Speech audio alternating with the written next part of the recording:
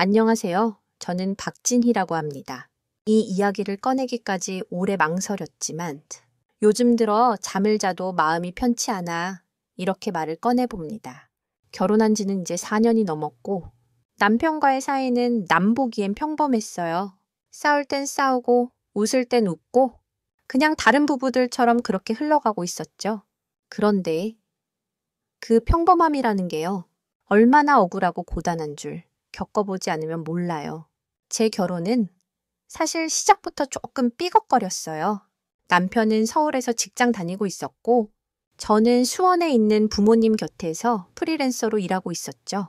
결혼 이야기가 오가던 어느 날 신혼집 문제로 서로 의견이 엇갈리기 시작했어요. 오빠, 전세라도 수원 쪽으로 잡으면 안 될까? 나 프리랜서라서 재택이 많은데 엄마 아빠도 계시고 그때 남편 얼굴이 굳어졌던 게 아직도 생생해요. 장모님 모시고 살 생각은 하지 마. 시집은 시집이지 친정이 아니야. 그 말에 가슴이 먹먹했지만 그땐 그냥 넘겼어요. 결혼이 눈앞인데 그걸로 싸우고 싶지 않았으니까요. 결국 서울 외곽에 전셋집을 구했는데 문제는 돈이었죠. 남편은 자취하느라 모아둔 돈이 거의 없었고 저는 몇 년간 모은 예금의 보험을 깨고 부모님께도 조금 보태달라에 간신히 계약금을 마련했어요. 명의는 공동명의로 했지만 사실상 제 돈이 80%였죠.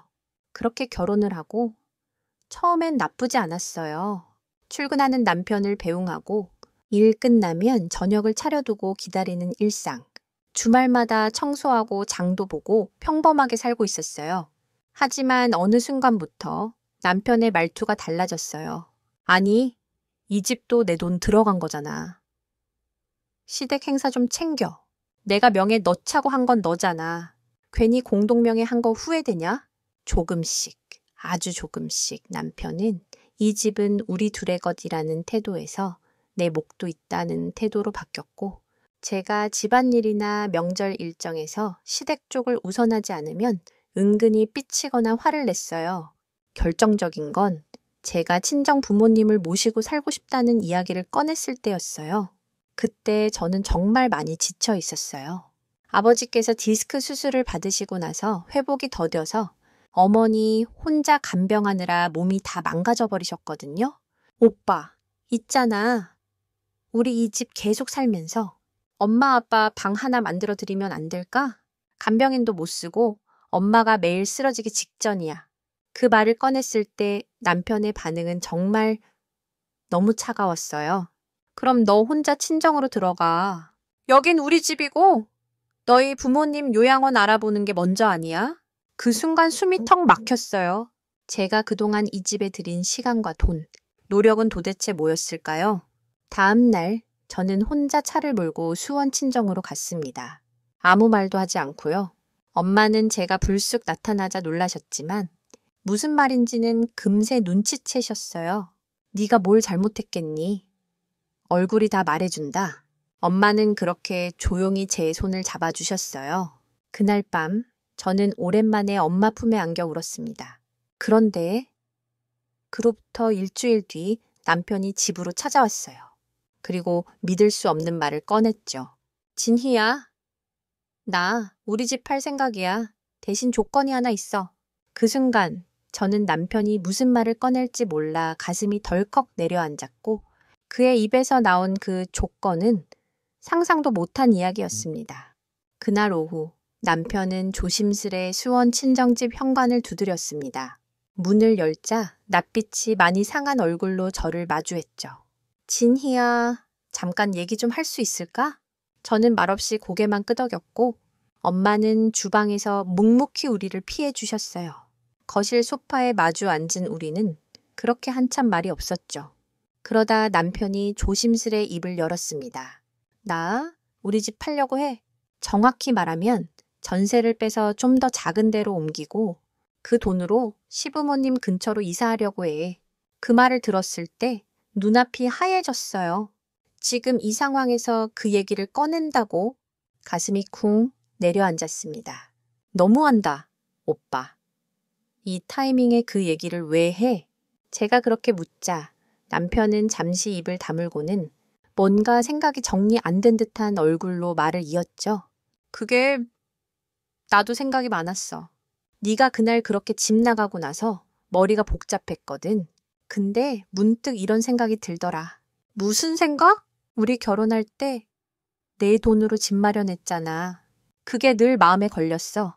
그래서 지금 집을 팔면 너 몫이 더 클 테고 그걸 네가 직접 쓰게 하고 싶어. 그래서 우리 각자 따로 집 구하자. 난 부모님 근처로, 너는 수원에서 친정이랑 가까운 데로. 당분간 따로 살아보자. 그 순간 아무 말도 하지 못했습니다. 그 말을 받아들여야 할지, 분노해야 할지, 눈물이 날지 머리가 하얘졌어요. 남편은 말끝마다 내 돈, 내 몫을 반복했지만 정작 그 말들이 저를 더 고립되게 만들었죠. 그럼 우리 이혼하자는 거야? 제가 힘겹게 그렇게 묻자 남편은 바로 대답하지 않았습니다. 그리고는 조용히 고개를 끄덕였어요. 지금은 같이 사는 게 서로한테 힘든 것 같아. 나중에 우리가 다시 만나든 아니면 각자 길을 가든 지금은 잠시 멈춰야 할 때인 것 같아. 그 말은 생각보다 훨씬 더 깊은 상처를 남겼습니다. 사랑해서 결혼했는데 결국 이 집 한 채가 이렇게 우리를 찢어놓는구나 싶었어요. 그날 밤 엄마는 제가 괜찮은 척하는 걸 알아채셨는지 조용히 곁에 오셔서 이런 말씀을 하셨어요. 진희야, 네가 그렇게까지 했는데 결국 남편이라는 사람이 너한테 돌아온 건 각자 살자는 말뿐이구나. 엄마의 말에 눈물이 왈칵 쏟아졌습니다. 내가 그렇게 원했던 돌아옴은 결국 이별을 위한 정리였구나 싶었어요. 며칠 후 남편이 집 매도 절차를 시작했습니다. 중개사무소에 가서 계약을 논의하고 집을 정리하기 시작했죠. 그 과정에서 저는 문득 이런 생각이 들었어요. 그래, 이 집이 다 뭐라고? 이 집에 그렇게 집착한 사람이 결국 이 집을 내려놓겠다고 먼저 말할 줄이야. 그리고 그때부터 저는 제 인생을 다시 설계하기 시작했습니다. 서울과 수원 사이에서 갈팡질팡하던 저는 결심했죠. 이참에 내 이름으로 된 집을 마련하고 부모님을 모시고 살아야겠다.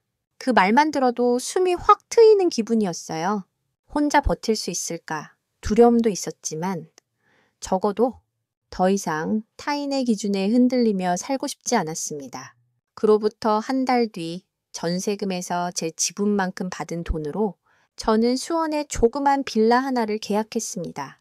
지은 지 오래됐지만 햇빛 잘 들고 부모님이 계시기엔 조용한 동네였죠. 그날 집에 와서 처음으로 부모님께 계약서를 보여드렸을 때 아버지께서 떨리는 손으로 제 머리를 쓰다듬으셨습니다. 진희야, 이 집이 내 시작이냐? 저는 고개를 끄덕이며 말했어요. 네, 아빠. 이젠 정말 제 집이에요. 누구 눈치도 안 보고 살 집이요. 그렇게 저는 다시 시작할 준비를 하고 있었고 모든 게 조용히 흘러가는 줄 알았죠. 하지만 이 평온함은 오래가지 않았습니다. 몇 주 뒤 남편이 다시 제 앞에 나타났거든요. 이번엔 더 이상한 얼굴을 하고서 남편이 다시 나타난 건 제가 새로 이사한 지 채 2달도 안 됐을 때였어요. 수요일 오후 퇴근하고 막 현관 앞에 다다랐을 때였죠. 낯선 정장 차림의 남자가 제 문 앞에 서 있었고 순간 심장이 철렁 내려앉았습니다. 진희야, 나야. 나 잠깐 얘기 좀 해도 돼? 두 손엔 편의점 꽃다발 하나가 들려 있었고 표정은 어딘가 애매하게 무너져 있었습니다. 저는 문을 살짝만 열고 바깥을 내다봤어요. 무슨 일이야? 그냥 너 얼굴 보고 싶었어. 집 계약 끝났다는 얘기 들었고 네가 잘 지내는지 궁금했어. 저는 한참 망설이다가 결국 문을 열어주었어요. 부모님은 그날 병원 진료가 있으셔서 집에 안 계셨고 남편과 단둘이 앉은 건 거의 3달 만이었습니다. 그는 초조한 듯 두 손을 모으고 앉아 있다가 한참 만에 입을 열었어요. 진이야, 사실 나 좀 후회하고 있어. 우리가 이렇게 끝내는 게 맞나 싶기도 하고 그 말에 제 안에서 뭔가가 철컥하고 닫히는 소리가 들리는 듯 했어요. 그리 오래되지 않은 일이었지만 그 사이 저는 많은 걸 다르게 보고 있었거든요. 후회? 오빠는 내가 처음 집 이야기 꺼냈을 때 어떻게 반응했는지 기억은 해? 기억하지? 그래서 나도 지금 생각해보면 너무 이기적이었던 것 같아. 그는 고개를 푹 숙였고 한참을 그러고 있었어요. 하지만 저는 그 고개 숙임이 예전처럼 제 마음을 움직이지 못하게 됐다는 걸 느꼈습니다. 그가 다시 고개를 들며 말했죠. 우리 다시 시작해볼 수 없을까?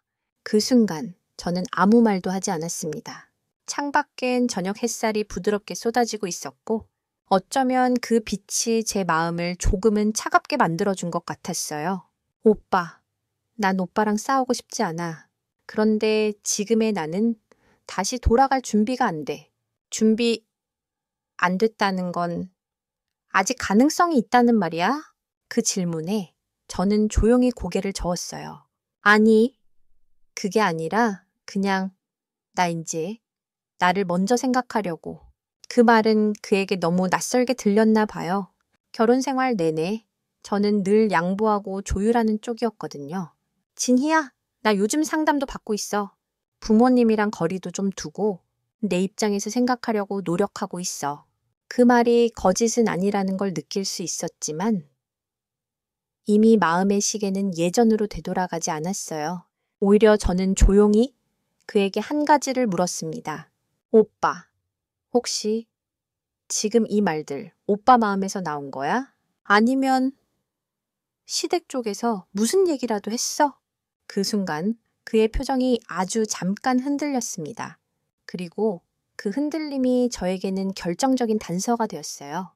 그게 아니 그냥 부모님이 네가 우리 집 손절한 게 너무 속상하다고 하셔서 내가 잘못한 것 같더라고. 그래, 역시 그랬구나. 그는 여전히 우리가 아닌 시집이라는 울타리 안에서만 움직이고 있었던 거예요. 그날 이후 저는 결심했어요. 이제는 다시는 누군가의 감정이나 평판을 먼저 신경 쓰며 살지 않겠다고요. 그동안 저는 너무 오래 누군가의 좋은 며느리, 이해심 많은 아내로 살아왔습니다. 하지만 이제부터는 저 자신을 위해 살아야겠다는 생각이 들었어요. 그리고 그 결심은 작지만 단단한 힘이 되어 저를 지탱해 주었습니다. 며칠 뒤 변호사 사무실을 찾았고 이혼 조정을 준비하기 시작했습니다. 그 과정은 쉽지 않았지만 제 옆엔 부모님이 계셨고 저는 더 이상 혼자가 아니었어요. 그러던 중 저는 또 하나의 놀라운 사실을 알게 되었죠. 바로 남편이 몰래 벌이고 있던 또 다른 이중 생활에 대해서 말입니다. 남편의 말에 석연치 않은 구석이 남아있던 저는 그가 떠난 뒤에도 마음이 찝찝했습니다. 그런데 며칠 후 우연히 받게 된 문자 하나가 모든 의문을 해소시켜버렸죠. 보낸 사람은 낯선 이름이었습니다. 안녕하세요. 혹시 시남편 부인이 맞으신가요? 제가 드릴 말씀이 있습니다. 처음엔 보이스피싱인가 싶었지만 문장 끝에 절제된 표현에서 뭔가 심상치 않은 기운이 느껴졌어요. 짧은 메시지였지만 그 안에 담긴 의미는 너무나 묵직했습니다. 호흡을 가다듬고 전화를 걸었고 수화기 너머로 조심스레 들리는 목소리는 또렷하게 말했습니다.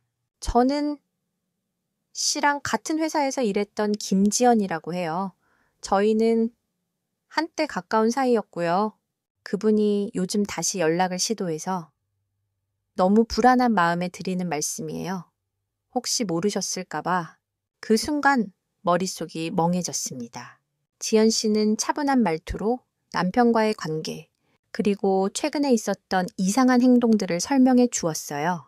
그녀는 이미 몇 년 전 사내 연애로 인한 곤란함 때문에 부서를 옮긴 상태였지만 최근 남편이 다시 연락을 시도해와 불안하다고 했습니다. 저 남편분한테 다시 연락하지 말라고 했고요. 제 입장도 명확히 전했어요. 하지만 혹시나 해서 지금이라도 알려드리는 게 맞겠다 싶었어요. 죄송해요. 전화를 끊고도 한동안 멍하니 있었습니다. 그동안 제가 참고 이해하고 포기하며 유지해왔던 결혼 생활의 무게가 허무하게 느껴졌습니다. 그날 밤 저는 조용히 웨딩 앨범을 꺼내봤습니다. 남편과 웃으며 찍었던 사진들, 가족들과 함께한 축복의 순간들, 그 모든 장면이 이제는 거짓말 같았습니다.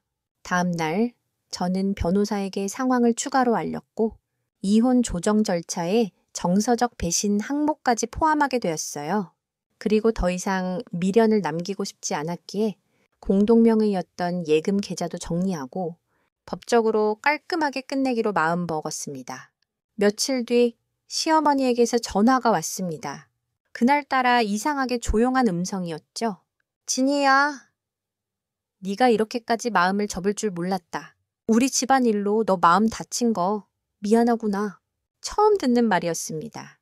결혼 4년 동안 시어머니 입에서 미안하다는 말을 듣는 건 처음이었죠.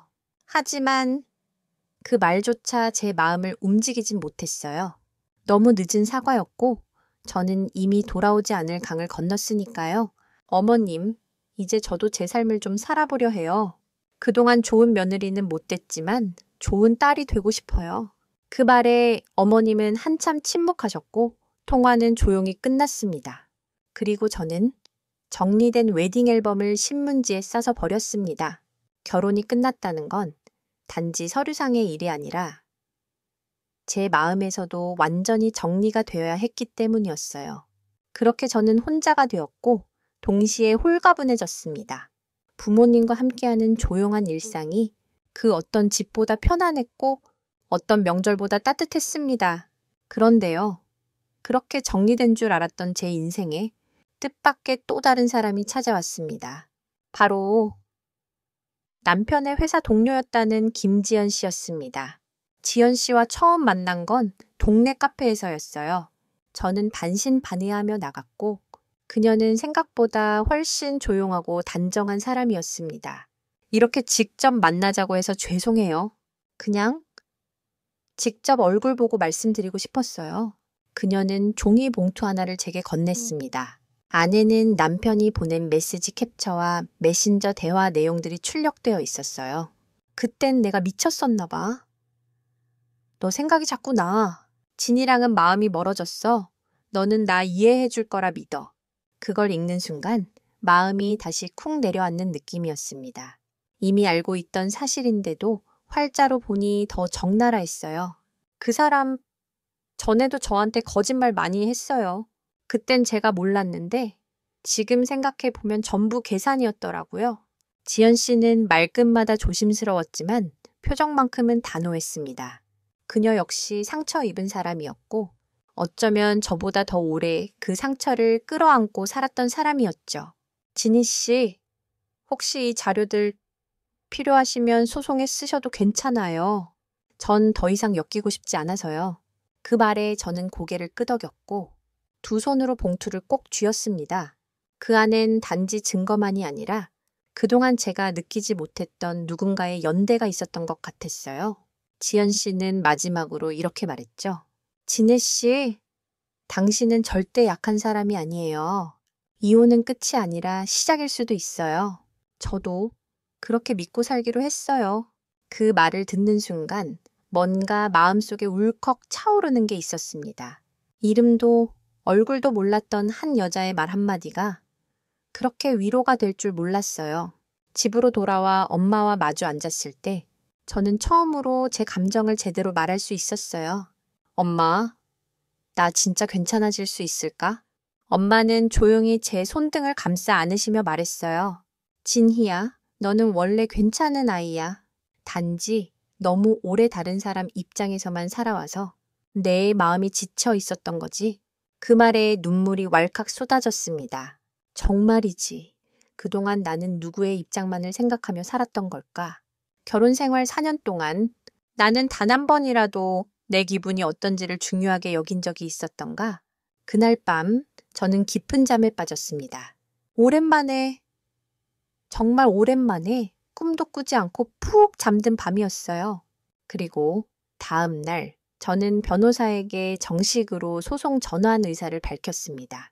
조정이 아닌 끝까지 가겠다고요. 제 인생에서 더는 참는 것이 미덕이 아니라는 걸 이제는 알았으니까요. 지연 씨가 건넨 증거 자료는 법적으로도 충분한 무게를 가지고 있었고 변호사는 매우 신중하게 서류를 정리하기 시작했습니다. 이제 긴 싸움이 시작될 겁니다. 하지만 저는 두렵지 않았습니다. 이미 그 어떤 싸움보다 더 고독했던 시간들을 견뎌왔으니까요. 그리고 그 즈음에 전 남편 쪽에서도 반격이 들어왔습니다. 뜻밖에도 그는 위자료를 요구하는 조정 신청서를 법원에 냈던 겁니다. 그날 아침 등기우편 하나가 집으로 도착했습니다. 법원의 조정 신청서였고 발신인은 전 남편이었습니다. 처음엔 눈을 의심했어요. 분명 제가 이혼을 준비하며 증거와 함께 위자료 청구를 하기로 했는데 도리어 그가 저를 상대로 위자료를 청구한다는 내용이었으니까요. 서류를 부여잡은 채 거실 바닥에 주저앉고 말았습니다. 문장이 하나하나 가시처럼 꽂혔어요. 상대방은 결혼 생활 내내 가정에 무관심했고 일방적으로 이혼을 통보함, 부모를 우선시하며 배우자의 권리를 침해함, 정서적 피해로 인한 위자료 3천만 원을 청구함. 숨이 턱 막혔습니다. 그가 정말로 저를 모욕하려고 작정했구나. 아니면 끝까지 자신은 피해자라는 프레임으로 모든 걸 덮으려는 건가 싶었어요. 그날 바로 변호사 사무실로 달려갔습니다. 변호사도 한숨을 쉬며 고개를 저었죠. 이건 역공이에요. 본인이 먼저 도의적으로 밀린 걸 아니까 이렇게 여론전처럼 공격해서 균형을 맞추려는 거죠. 저 사람 정말 끝까지 비겁하네요. 제가 그렇게 말하자 변호사는 조용히 덧붙였습니다. 하지만 우리는 유리합니다. 명확한 증거가 있고 타인의 증언까지 확보됐으니까요. 맞아요. 지연 씨의 증언, 문자 캡처, 그리고 그동안 제가 모아온 자료들, 그 모든 게 그를 향한 방어막이 되어주고 있었죠. 며칠 후 열린 1차 조정기일, 법원에 들어서면서도 손이 떨렸습니다. 마주하지 않아도 될 줄 알았던 사람을 다시 법정에서 마주하는 순간이었으니까요. 남편은 변호사와 함께 나타났고 저를 보자 짧게 고개만 끄덕였어요. 그 얼굴에는 후회도 죄책감도 보이지 않았습니다. 오히려 얻어낼 수 있을 만큼은 얻고 가겠다는 표정이었죠. 조정위원 앞에서 서로의 주장을 말하는 내내 그는 목소리를 높였습니다. 제가 무슨 죄를 지었나요? 그냥 아내가 집 나간 겁니다. 어머니 아버지 챙기는 게 그렇게 잘못인가요? 그 말에 조정위원조차 눈살을 찌푸렸고 제 변호사는 침착하게 반박했습니다. 의뢰인께서는 배우자에게 신뢰를 저버리는 행동을 지속했고 외부 여성과의 부적절한 접촉 증거도 있습니다. 또한 가정 내 정서적 고립과 친정가족에 대한 지속적 무시가 확인됩니다. 1시간 남짓의 조정은 결국 결렬로 끝났습니다.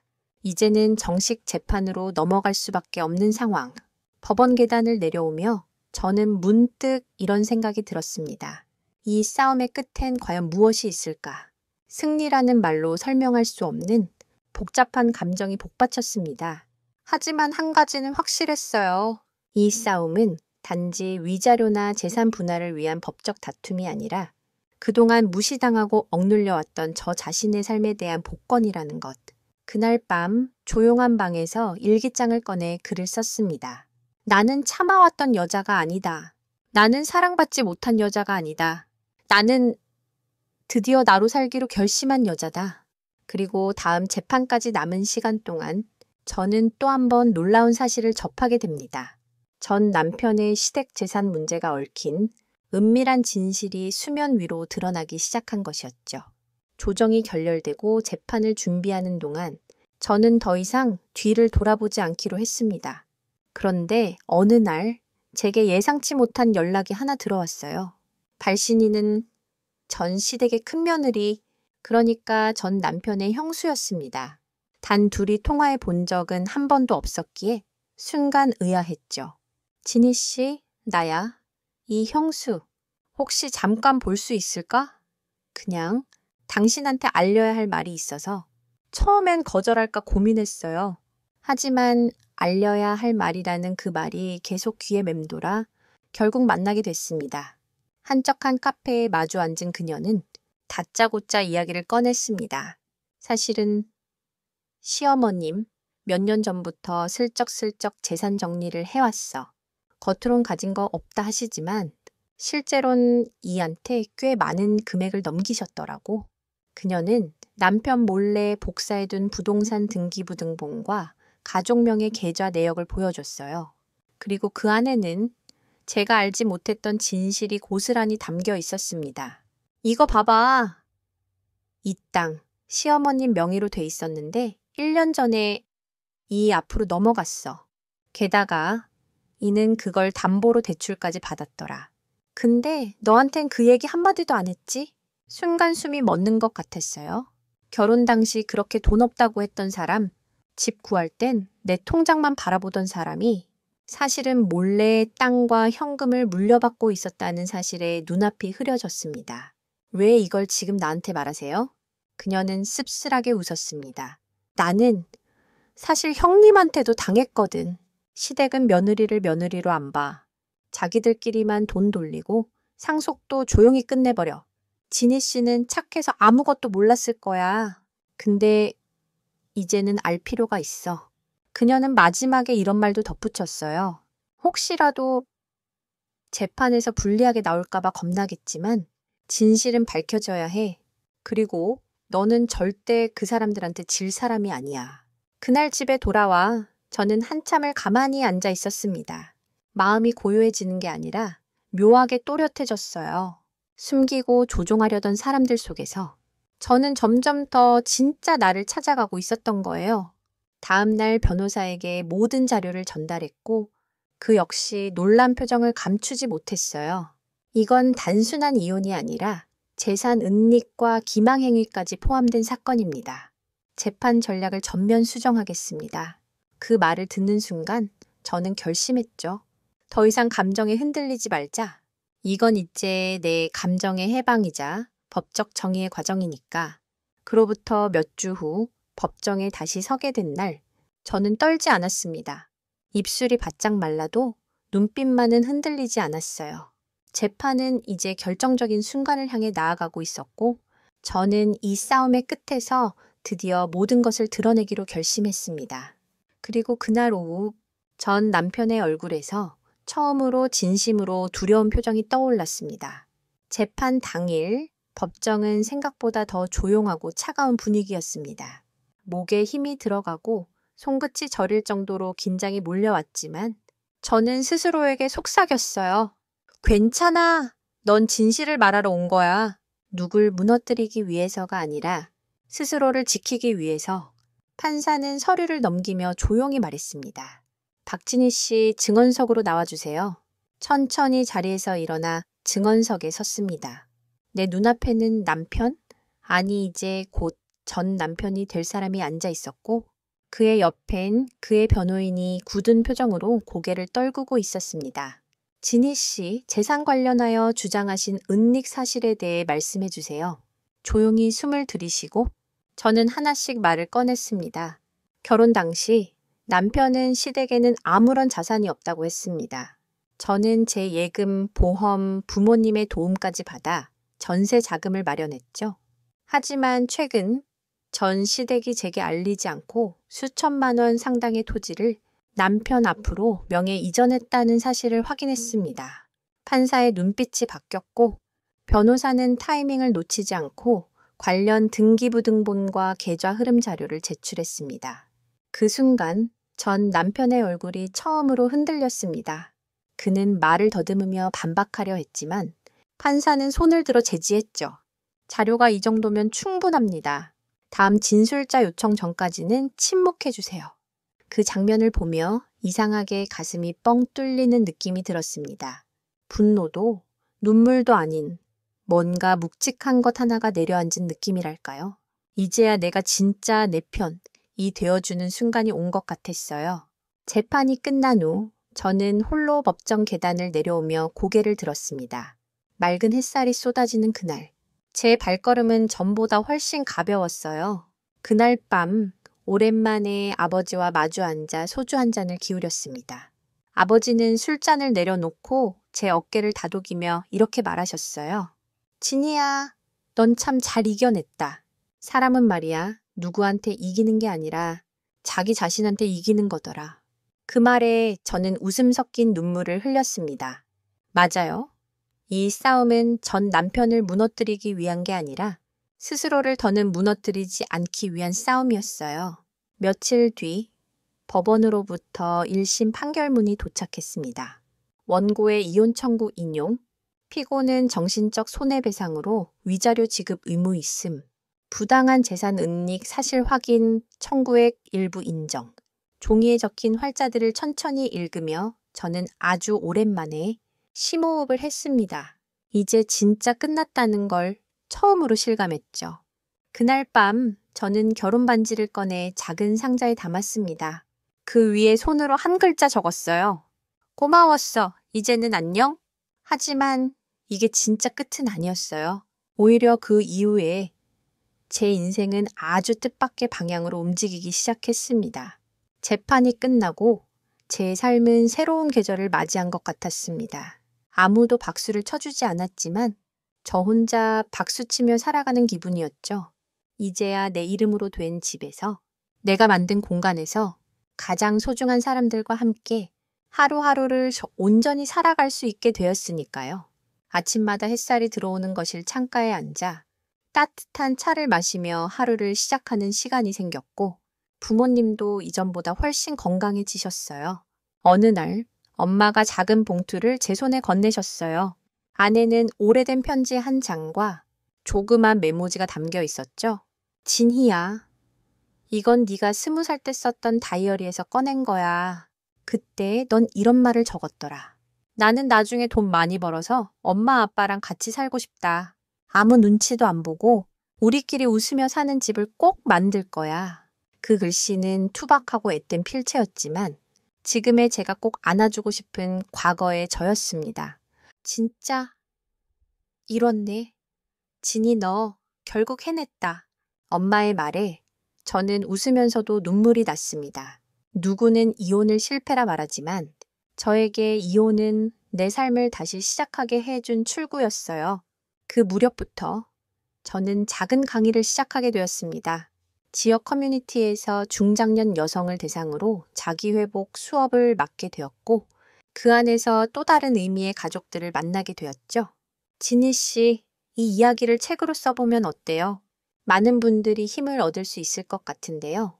한 참가자의 말에 처음엔 손사래를 쳤지만 이제는 그 말이 마음 한구석에 씨앗처럼 자라나기 시작했습니다.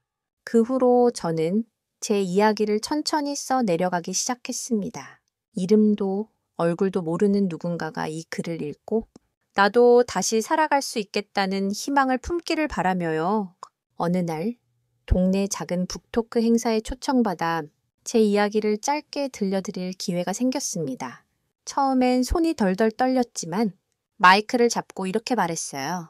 여러분, 저는 누군가의 며느리로, 누군가의 아내로 그림자처럼 살았던 사람이었습니다.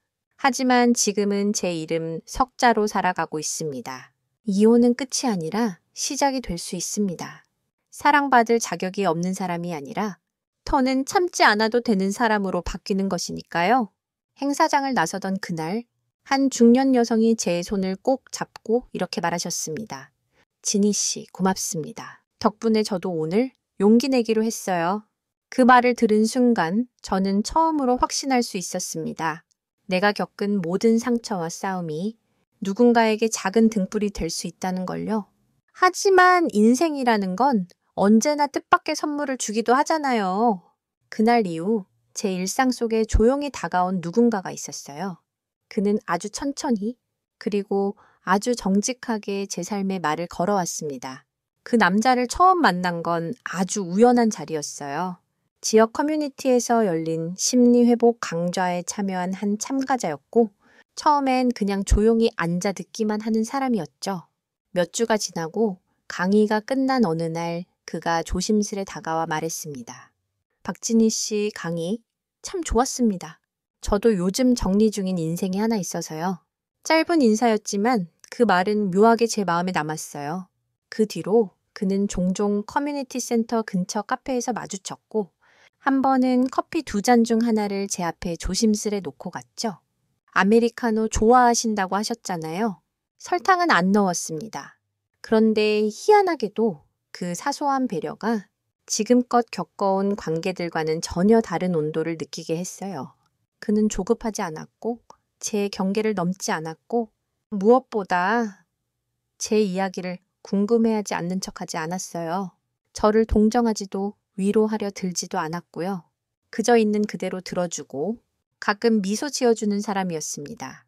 그런 관계가 너무 낯설어서 처음엔 멀리했지만 어느 순간부터 그와의 짧은 대화가 기다려지기 시작했습니다. 지니 씨, 가끔은 누군가 옆에 있어주는 것만으로도 위로가 되잖아요. 아무 말 안 해도 되는 사람, 그런 사람이면 좋겠습니다. 그 말에 저는 작게 웃었습니다. 그런 사람이 되긴 쉽지 않죠. 그래도 되고 싶습니다. 그 짧은 대화 끝에 남은 건 설레임도 아니고 기대도 아니었어요. 그보단 따뜻하고 조용한 안도감이었죠. 처음으로 같이 있어도 편한 사람이라는 걸 느꼈달까요? 그는 지금도 제 곁에 조심스럽게 머물러 있습니다. 아직 연인이란 이름을 붙이지 않았고 붙일 생각도 급하지 않아요. 우린 그저 서로가 서로의 일상 안에 조용히 녹아드는 중입니다. 그리고 저는 지금 저처럼 과거의 자신에게 미안했던 여성들을 위해 다시 시작하는 삶이라는 주제로 작지만 정기적인 강의를 이어가고 있어요. 처음엔 떨리던 마이크 앞에서 이제는 제 이야기를 자연스럽게 꺼냅니다. 저는 이혼녀입니다. 하지만 저는 실패자가 아닙니다. 저는 제 삶의 주인공이고 이제야 진짜 나로 살아갑니다. 청중 속의 몇몇 여성들이 조용히 눈물을 훔치는 모습을 보며 저는 매번 마음속으로 한마디 합니다.